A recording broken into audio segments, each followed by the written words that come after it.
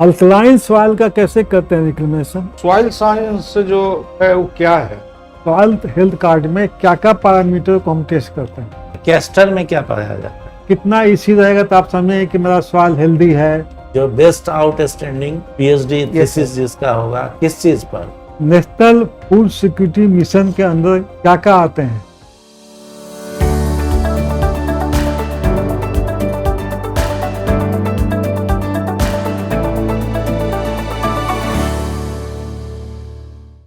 Sir हाँ, आ जाइए, आइए, छोड़ दीजिए उसको, बैठ जाइए। Good afternoon sir. Good afternoon, good afternoon, बैठ जाइए। सौरभ, नहीं, हम लोग फुरकान नाम है। Furqan Alam. Yes sir. Very good. वही तो चलिए, आपका खैर मकदम करते हैं हम सभी। Thank you sir. तशरीफ आपने रखी दी है मुकम्मल, शुक्रिया सर। तो तफसील से हम लोग कुछ मुज़ाकरात करें। मुज़ाकरात माने क्या होता है? बात करना। Yes sir. कहीं होता है। Yes sir. तो फुरकान का शाब्दिक अर्थ क्या होता है? सर फुरकान का मतलब होता है सही और गलत का फैसला करने वाला। सही और गलत का फैसला करने वाला, डिफरेंस करने वाला। न्याय प्रिय। Yes sir. यही ना, जस्टिस। Very good. बिहार में हुआ करते थे, बड़े नामी थे वो पहले, फुरकान अंसारी साहब। अब उनका शिद्दत से आज भी नाम याद करते हैं, उनकी ईमानदारी, उनके फैसलों का। याद आ गया आपके नाम से। आपका इंटरव्यू है 3:55, 16 को है ना? यस सर, 16 को है। तो क्या तैयारी चल रही है?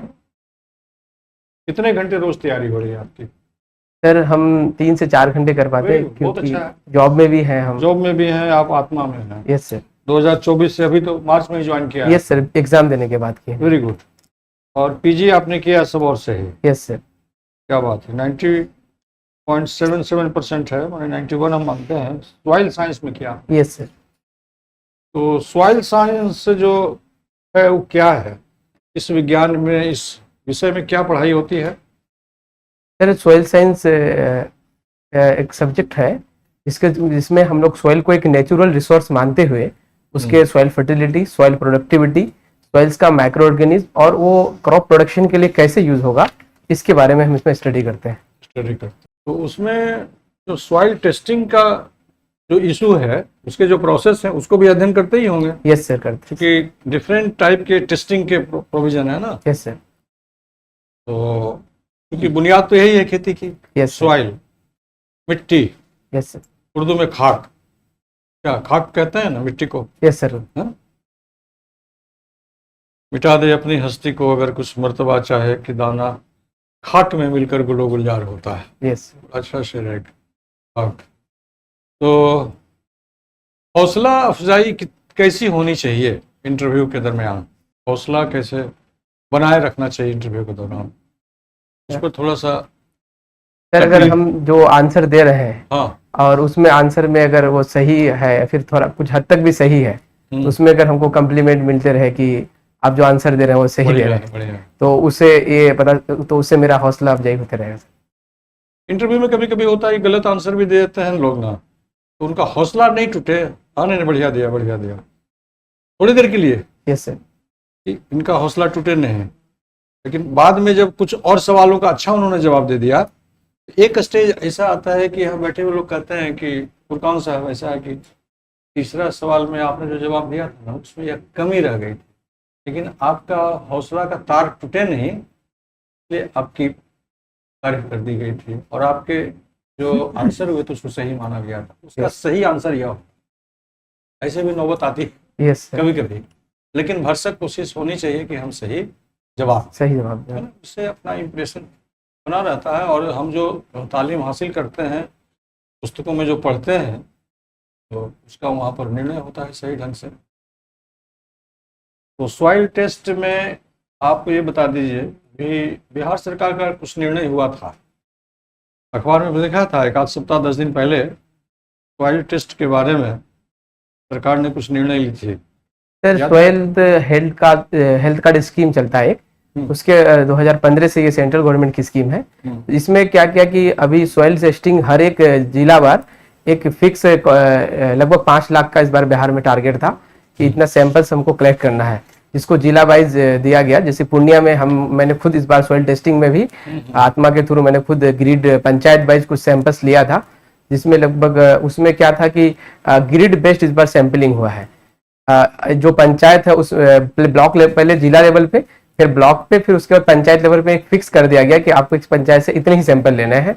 उसके बाद एक एक ग्रिड से एक सैंपल लेना था, और उसमें एक सॉइल मैनेजमेंट सिस्टम एक ऐप था, उसके थ्रू जो जिस लोकेशन पे जाना था उस लोकेशन पे फार्मर्स के साथ उसका सैंपल लेते हुए आप फोटो क्लिक करते थे और सैंपल लेते थे, जिससे उसके जमीन का लैटिट्यूड, लॉन्गिट्यूड और उसका जो भी रेवेन्यू, प्लॉट नंबर, खाता नंबर है वो भी उससे लेते थे। उसके बाद उस सैंपल्स को कलेक्ट करके फिर वो जिला कार्यालय, जो सॉइल टेस्टिंग लैबोरेटरी है उसमें वो चेक किया जाता था। सॉइल टेस्टिंग की जो रिस्पॉन्सिबिलिटी है वो तो स्टेट गवर्नमेंट की है ना? Yes sir. स्टेट गवर्नमेंट करती है। Yes sir. तो अभी मेरा सवाल दूसरा था, लेकिन खैर ठीक है, आपने बता दिया, अच्छी बात है, जानकारी हो गई, और आपकी भी जानकारी का रिन्यूअल हो गया।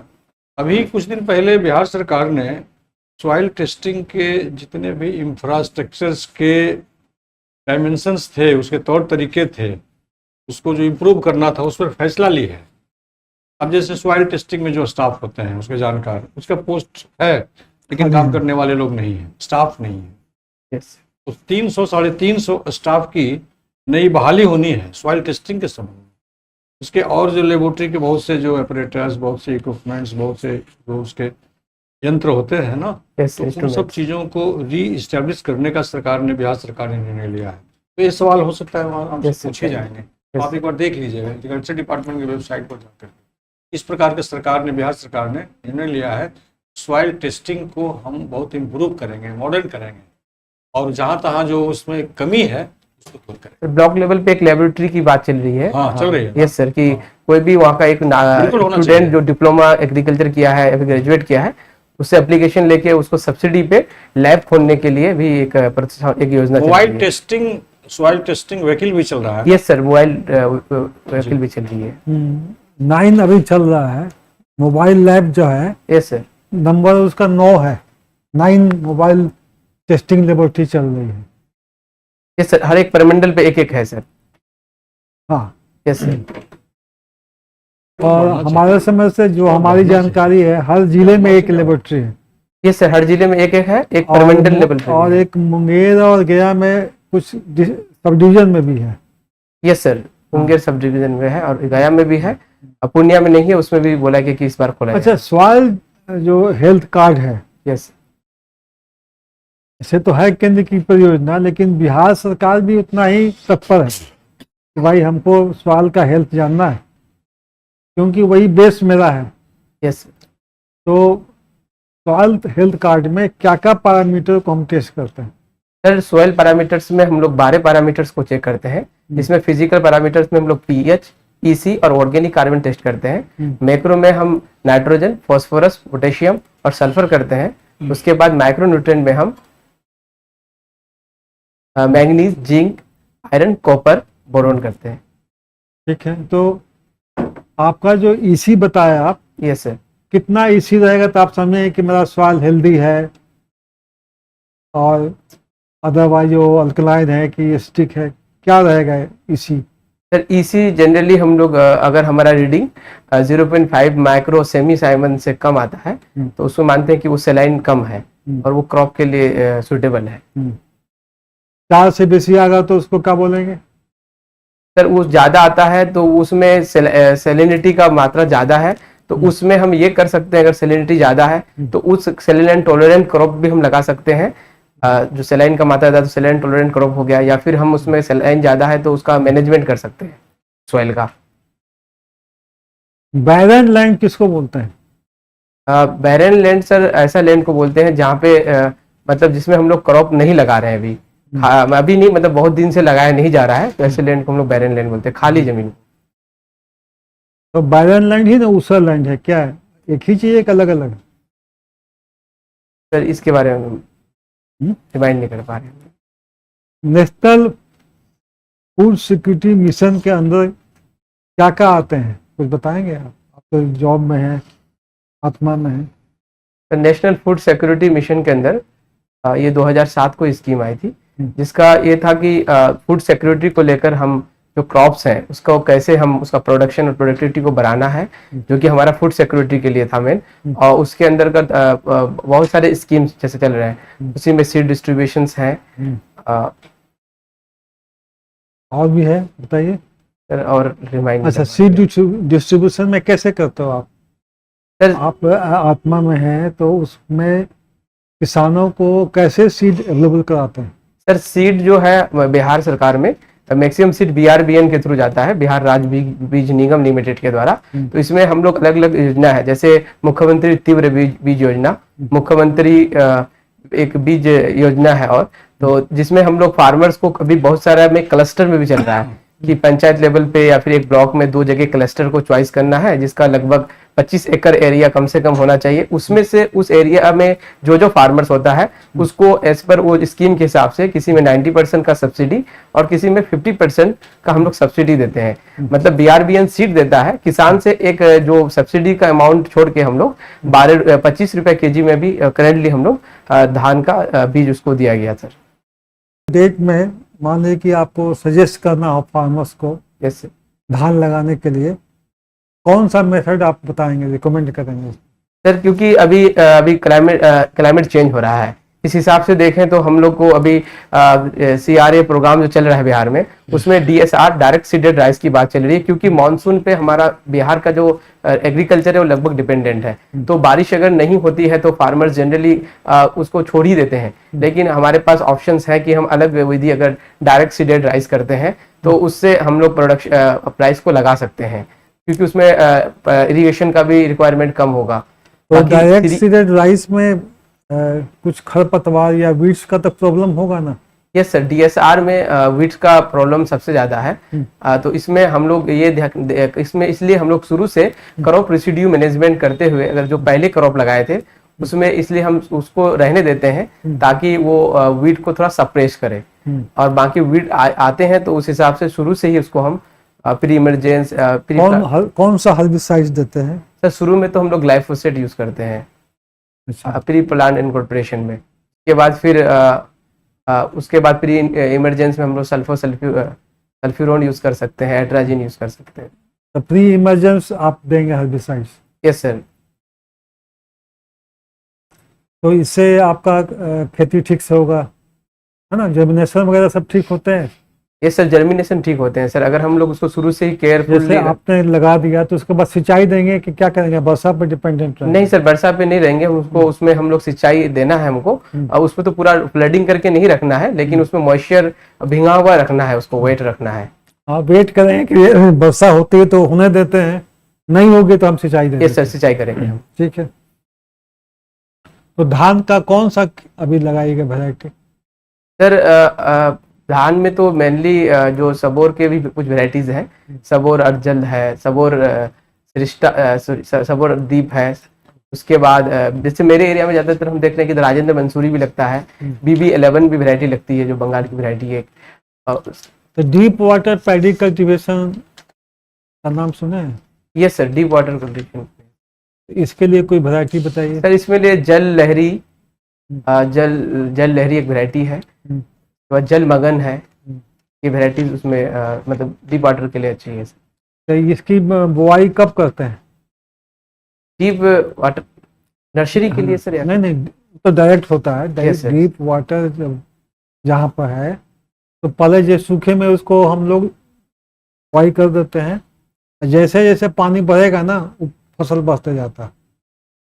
अब पानी जो है कम से कम 5 फीट भी हो जाता है, 6 फीट भी हो जाता है, लेकिन वो उसका वैरायटी का एक उसका रहता है कि वो आगे बढ़ते जाता है। हार्वेस्टिंग कैसे करते हैं? नाव से करते हैं, कभी देखेंगे? नहीं सर, ये नहीं देखे। अल्कलाइन सॉइल का कैसे करते हैं रिक्लेमेशन? आप सॉइल साइंस का आदमी बताइए। सर अल्कलाइन सॉइल में हम लोग जिप्सम का अप्लाई करते हैं रिकमेंडेशन के लिए। आयरन सल्फाइड FeS2 का भी एप्लीकेशन कर सकते हैं।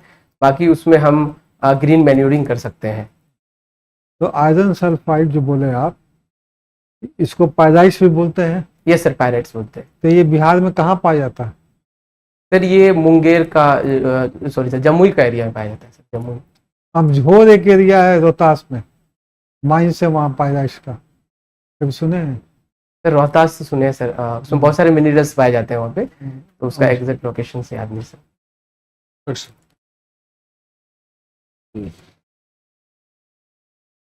ये ऑर्गेनिक अमेंडमेंट्स क्या है?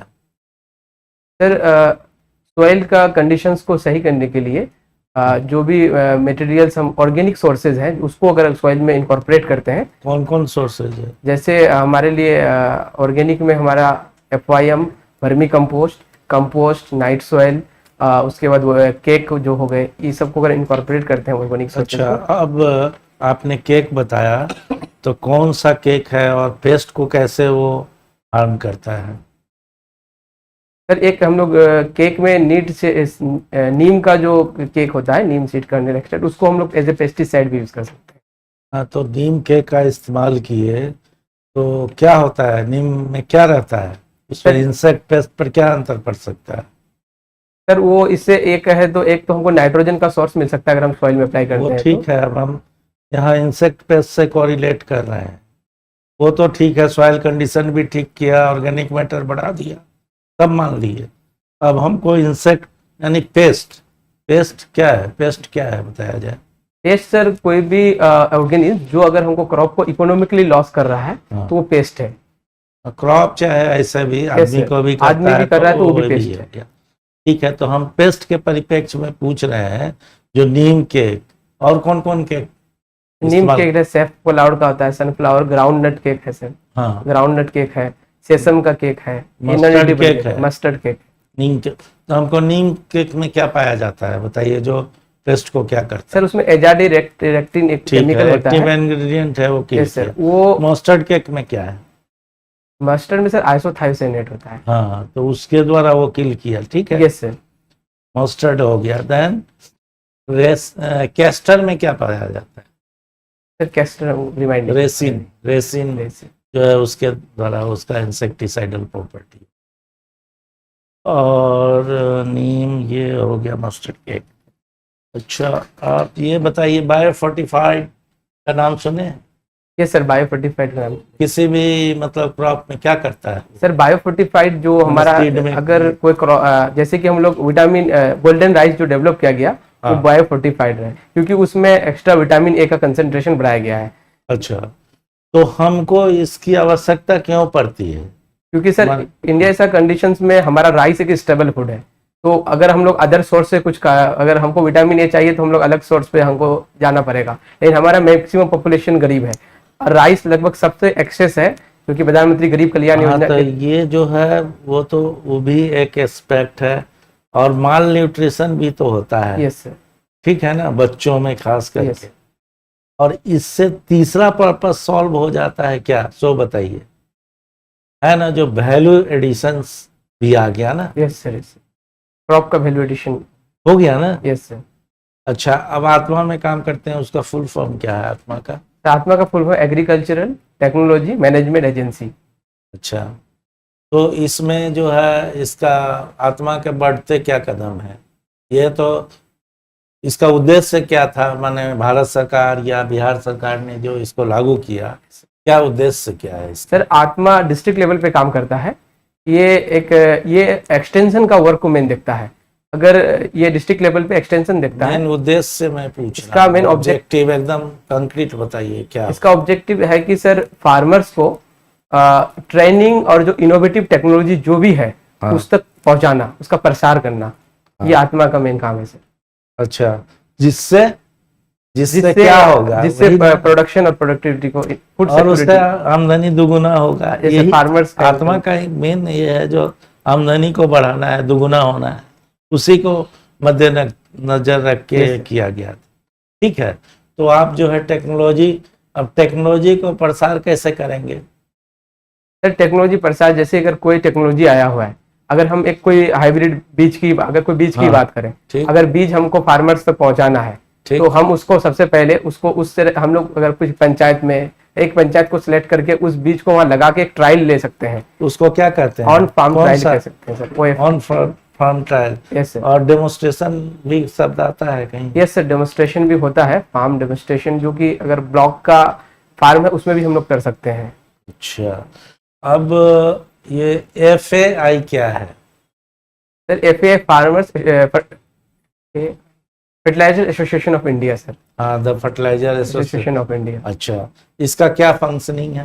फंक्शन क्या है? सर ये एक ऑर्गेनाइजेशन है जो हाँ। ग्रुप्स ऑफ एक ऑर्गेनाइजेशन है जो काम करता है, जो भी फर्टिलाइजर मैन्युफैक्चरिंग कंपनी है हाँ। या फिर जो मार्केटिंग का काम करता है, सबको वो एक तरह का ऑर्गेनाइजेशन है जो मतलब देखता है या फिर उसको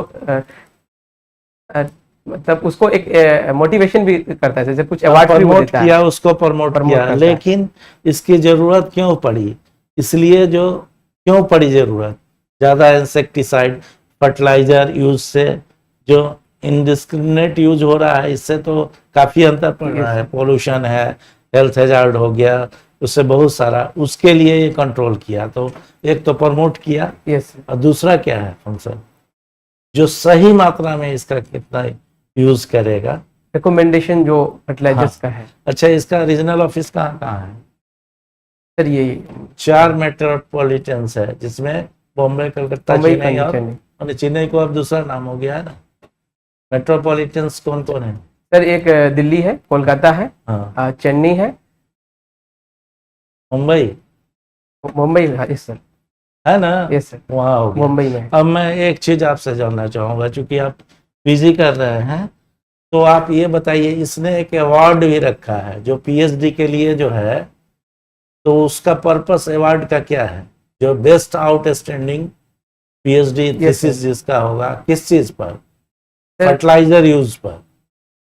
ये सर अगर न्यूट्रिशनल पर अगर वो इस पे करता है, कोई पीएचडी रिसर्च करता है, हाँ। तो उसके लिए 1 लाख अमाउंट इसमें दिया जाता है। हाँ, तो नहीं, तो फर्टिलाइजर यूज मतलब सही मात्रा में, तो उसके लिए दिया जाता है ना। तो वो Yes, sir. क्या है, उसमें क्या क्या है, उस अवार्ड में क्या क्या है? कुछ अमाउंट है या क्या है? 3 चीज है उसमें उसमें। अमाउंट तो एक है कि उसको 1 लाख रुपया देता है कैश ठीक प्राइस। है, उसके बाद उसको एक सर्टिफिकेट भी दिया जाता है। साइटेशन यस सर, हो गया, और क्या? और एक गोल्ड मेडल। ओके।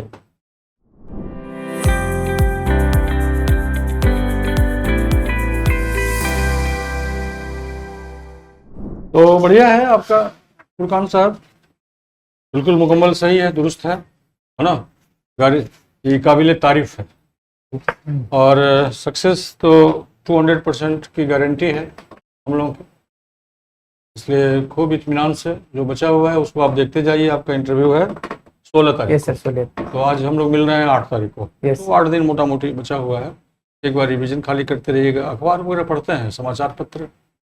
सर ये देखते नहीं इसमें। हाँ, थोड़ा सा देखते रहिएगा, उससे भी कभी कभी कोई सवाल पूछे जाते हैं। यस सर, और ड्रेस आपका ठीक है, जूता थोड़े साफ हो गए, पॉलिश हो जाएंगे उस दिन। यस सर, हो जाएंगे सर। और पैंट शर्ट ठीक है, पैंट शर्ट यही पहन के जाना है? यस सर, ये पहन के जाए। हाँ, और कोट पहनना है क्या उसमें? यस सर, कोट ठीक, बढ़िया। टाई सही है सर। टाई एकदम सही है, एकदम सही है, एकदम परफेक्ट है, कोई दिक्कत नहीं है। कोई सवाल आपका हो तो? सर एक कि कभी कभी आंसर हम सही देते हैं, हाँ। बट उधर से बोला जाता है कि आपका आंसर गलत है, तो उसको बोले फिर हम तो- कैसे हाँ, तो मतलब उसको डिफेंड नहीं करना है, उसको उसको यह नहीं कहना है कि नहीं sir I am right, test नहीं करना है उसको। तो उसमें हम क्या कुछ थैंक नहीं। यू मतलब आगे बस ऐसे ही बढ़ जाना है। Okay sir, okay sir, thank you sir, ऐसे करना है। Excuse me sir, excuse me sir, Yes. सबसे अच्छा है। कह रहे हैं कि नहीं आपका आंसर गलत है, एक्सक्यूज मी सर। ये नहीं करना है कि क्या हम सुधार करें, क्या मेरा गलत था, ये सब पूछने की जरूरत नहीं है ना। यस वो फिर पूछने से फिर आदमी को फंसने का डर रहता है यस सर, है ना। मान लीजिए कि जो आपने आंसर किया उसमें से कोई सवाल निकाल देंगे, कोई उसमें वर्ड निकाल देंगे, उस पर फिर सवाल का वो सिलसिला होगा, तो ऐसी जहमत से बचना चाहिए, यस सर, है ना। यस। वो जहमत होते होते फिर वो दौरे कयामत हो जाता है। और कुछ सवाल है नो सर, ना? आप लोग आते हैं तो हमारे उर्दू बहुत अच्छा आता है सर, अच्छा है, आप करते हैं। उसको सीख रहे हैं, ऐसे सिलसिला चल रहा है, सीखने का कोई है नहीं और आदमी कुछ सीखता नहीं है। यस इस पर बड़ा अच्छा एक शेर है कि मकतबे इश्क का अंदाज निराला देखा, मकतबे इश्क का अंदाज निराला देखा, उसको छुट्टी न मिली जिसने सबक याद किया। बहुत पढ़ा था, बहुत लिखा था, बहुत गुणी था, बहुत काबिल था, लेकिन उसको लागू करने के लिए उसको फुर्सत नहीं मिली, बेकार हो गया। ठीक है, ऑल द बेस्ट, जाइए। Thank you.